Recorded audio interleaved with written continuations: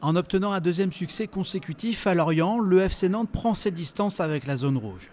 Face à des Lorientais eux aussi en difficulté dans ce début de championnat, les Canaries frappent les premiers grâce à Yacine Bamou. Sur ce centre de Dubois, Stepinski dévie et Bamou reprend le ballon au second poteau pour inscrire son premier but de la saison juste avant la mi-temps. En seconde période, les hommes de René Girard contrôlent la rencontre et vont doubler la mise à un quart d'heure de la fin par leur capitaine Guillaume Gillet, bien servi en profondeur par Emiliano Sala. Les Lorientais reviendront à la marque en fin de match grâce à cette tête plongeante d'Amel, mais les Nantais tiennent bon. Un succès 2-1 de bon augure avant le derby face à Rennes samedi prochain.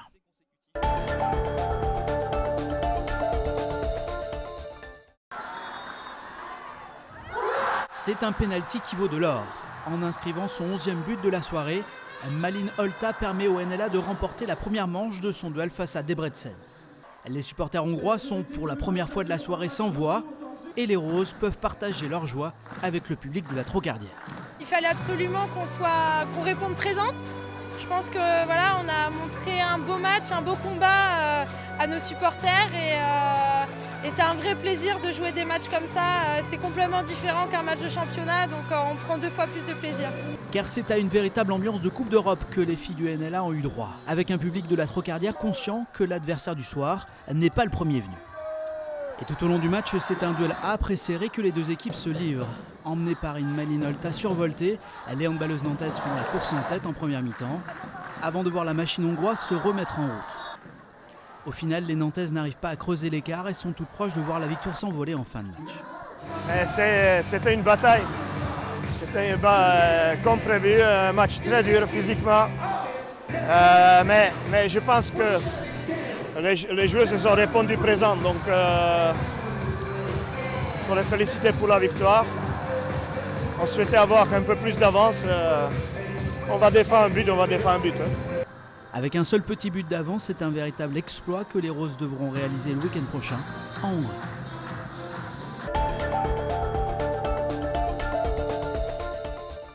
« 25, c'était le nombre de sportifs ligériens présents aux Jeux Olympiques et Paralympiques de Rio 2016.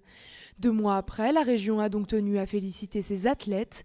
Une cérémonie importante pour Damien Seguin, médaillé d'or en voile aux Jeux Paralympiques. Forcément, les Jeux de Rio 2016, c'était les derniers pour la voile, puisqu'on ne sera pas représenté, en tout cas en paralympique, sur les Jeux de 2020. On fait le maximum pour revenir sur le programme de 2024 en espérant que ce soit Paris qui ait les Jeux. Mais voilà, gagner cette belle médaille d'or, voilà, c'est potentiellement la dernière de ma discipline. Des athlètes de haut niveau qui peuvent compter sur plusieurs soutiens pour mener à bien leurs projets sportifs. Alors il y a de multiples dispositifs. D'abord les ligues notamment qui viennent par rapport à l'encadrement. Les clubs qui sont les premiers soutiens au départ. Et puis après il y a évidemment des aides à la fois de l'État et du Conseil régional, puis du Team 303 qui peuvent aider à la préparation à ces compétitions qui sont vraiment des compétitions de très très haut niveau, quoi.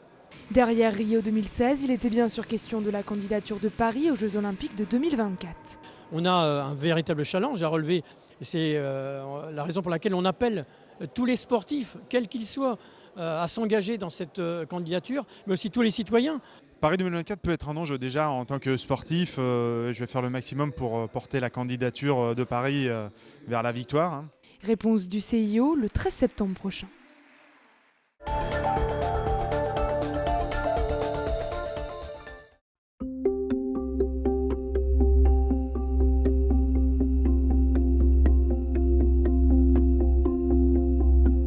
Cette exposition est destinée à fêter un anniversaire, nos 30 ans d'existence, à travers 30 photographies qui vont de 1910 à 1980 et qui présentent un large panel de nos collections, qu'elles soient amateurs ou professionnelles, et à travers différents genres qui vont de la fiction au reportage, au familial. Ces photogrammes-là sont des instantanés qui ont été choisis donc parmi 19 000 films argentiques. Il fallait d'abord que l'image soit esthétique et ensuite qu'elle puisse raconter quelque chose. Alors, il y a aussi l'élément cadrage qui est important, les regards, le fait qu'il y ait une relation particulière entre l'individu filmé et soi. La Cinémathèque de Bretagne est très riche puisque c'est un fonds qui aujourd'hui fait plus de 27 000 films. C'est aussi mettre en valeur tout ce collectage qui a été fait depuis 30 ans au sein de la Cinémathèque. C'est conserver la mémoire, effectivement, de beaucoup de choses. Bon, métier, façon de filmer aussi, parce que la manière de filmer a évolué depuis les années 20 à nos jours.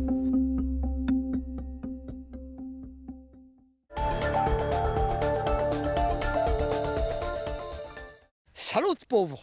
Eh ben, salaud de pauvre, ça passe très bien aujourd'hui. Alors que c'est monstrueux. C'est deux phrases monstrueuses. Eh ben, avec Louis de Funès, tout passé. Les fans de Louis de Funès tentent leur chance au cellier pour voir pour la dernière fois la collection proposée par le musée du Louis. Il était temps, on venait le voir, voyez-vous, puis c'est trop tard. 65 000 visiteurs, plus de 1000 objets, lettres, costumes et photos rassemblés. Mais le musée vit ses derniers jours. Faute de fonds, le musée fermera définitivement ses portes le 30 octobre, annonce Charles et Roselyne Duranger dans un communiqué.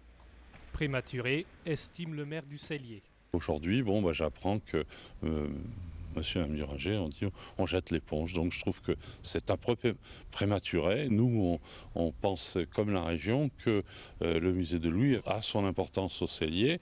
L'association cherche 1,5 million d'euros pour acheter les murs de l'orangerie, où se trouve le musée, et pour quelques travaux. Les collectivités ont été mises autour de la table pour aider au financement. Nous avons pu leur apporter une aide possible à hauteur de 20% de leur projet.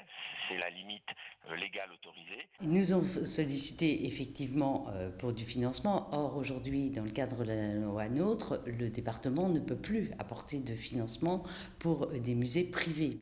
Sauf miracle, les jours du musée actuel sont comptés, mais la collection existe encore. Et Louis de Funès, lui, restera toujours.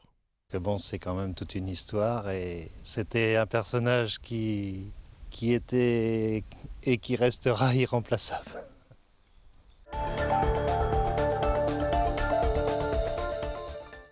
Pour des centaines de jeunes nazériens, le mercredi, c'est rugby. Un rendez-vous aujourd'hui menacé tant la situation financière du club inquiète. Les parents ont même reçu un appel aux dons. À un moment donné, il y a dû avoir une mauvaise gestion plus haut, mais bon, si on peut aider, on va aider un peu quand même. Ça fait quand même une belle vitrine pour la ville de Saint-Nazaire. Mes enfants, ils sont passionnés par le rugby. Si ça disparaissait, on ne saurait pas où les mettre et on serait très inquiets pour leur futur. L'endettement financier du club avoisinerait les 200 000 euros. Son principal partenaire, la mairie, lui donne donc jusqu'au mois de novembre pour trouver une solution. Je pense qu'on vit un peu au-dessus de nos moyens dans le club. Je suis très interrogative sur est-ce qu'on doit garder l'équipe première actuellement. Les salaires des joueurs à ce niveau-là, les déplacements qui sont conséquents, puisque on traverse l'intégralité de la France. Donc on voit bien qu'on est sur un vrai budget d'entreprise. Du côté du club, on prépare en toute discrétion un plan de sauvetage. Pour cela, l'Assemblée générale qui doit élire un nouveau président a été retardée d'une semaine. En ce moment, il y a une structure qui est en train d'être bâtie. Surtout, il faut qu'on soit pragmatique, réaliste, qu'on essaye surtout de faire avec nos moyens. On a besoin de redresser notre image de marque.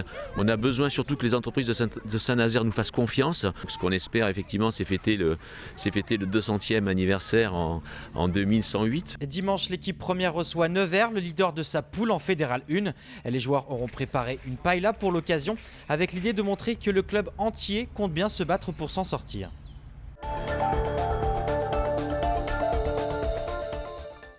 Ça doit être galère pour pas mal de parents. Moi, j'ai la chance de pouvoir m'organiser. J'ai vraiment pas compris. On aurait pu avoir quelque chose de très simple avec une semaine qui se termine sur un pont, où là tout le monde aurait pu s'organiser. Mais là, 2 jours vraiment qui viennent de nulle part, vraiment incompréhension totale. Moi, ça va, comme il partage la moitié des vacances scolaires entre son papa et moi. Moi, je travaille pas. Pour l'instant, je suis en congé parental, donc du coup, non, pour moi, ça me dérange pas. C'est pas hyper pratique, C'était sûr que c'était plus simple quand il y avait 2 semaines d'affilée. Après, on s'organise, on n'a pas le choix. On est mis à contribution, mais c'est avec plaisir en même temps. Donc voilà, moi, ça me permet de profiter de mes petits-enfants.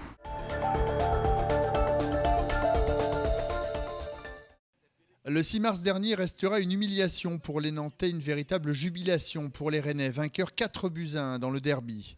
Mais depuis, les choses ont changé. De nouveaux entraîneurs, beaucoup de nouveaux joueurs, à l'heure de se retrouver pour une nouvelle confrontation. Forcément, on y pense. Moi, en tant que gardien, j'y pense parce que j'ai pris 4 buts. on sait que c'est un derby, que c'est important, il va falloir l'aborder comme tel. Et l'aborder avec un effectif au grand complet. Une première depuis le début de la saison pour les Canaries, qui espèrent bien enchaîner un 3e succès consécutif en championnat. Il semblerait qu'on ait un semblant de stabilité qui revienne. Il n'y a qu'à voir, j'avais un groupe avant Bastia de 15-16 joueurs. Aujourd'hui, tout le monde est là, quoi. Donc c'est bien aussi quand on parle de concurrence, quand on parle de tout ça, c'est bien que les garçons y soient confrontés aussi. Ça ne leur permet pas de s'installer quand on est juste le nombre. On a tendance, même si c'est inconsciemment, un petit peu à s'installer dans le confort. Une attitude à proscrire face au Stade Rennais à la recherche de sa première victoire à l'extérieur cette saison. Il n'y a pas eu de match facile depuis le départ. On a vu à Dijon, on a raté notre début de match. Après, c'est difficile, en étant mené 2-0, on est sûr de réagir et d'avoir la lucidité pour le faire.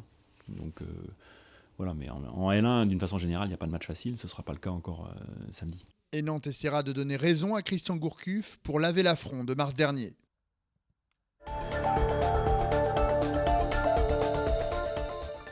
Ça en deviendrait presque le QG des handballeurs nantais après les entraînements. La salle de balnéo du H ne désemplit pas. Il faut dire qu'avec une vingtaine de matchs au programme d'ici Noël, les organismes sont mis à rude épreuve. C'est vrai qu'on passe beaucoup de temps chez le kiné, on essaye de bien manger, bien dormir, et puis on se focalise plus sur les matchs, à mettre beaucoup d'intensité sur les matchs, et puis passer le temps entre chaque rencontre pour se refaire une santé. Voilà. En une semaine, les joueurs nantais ont parcouru près de 9600 km à travers l'Europe. Des déplacements, des efforts répétés qui rendent indispensable le travail des kinésithérapeutes. On a beaucoup d'outils propres à la kiné, à la récup. On a les bains froids comme on a pu filmer tout à l'heure, le massage, des choses qui vont aider au bien-être du joueur, à se sentir bien dans la saison. On essaie de s'adapter à chacun sur sa demande à l'instant T, ce qu'il sait exactement lui de son corps. Olivier Gnocas ou Romain Lagarde sont quelques-uns des joueurs blessés actuellement. On est loin de l'hécatombe, même si ce calendrier démentiel appelle à la prudence. On est dans le cycle de match. Entraînement plutôt léger, récupération, voyage. Il faut être vigilant. C'est vraiment la période, à partir de fin octobre, novembre, une période un peu délicate. Tout le monde, le staff technique, préparateur physique, kiné, docteur, on ne fait qu'un dans la gestion de la charge d'entraînement, on va dire. Tous les joueurs le diront, ce sont surtout les victoires qui font oublier la fatigue.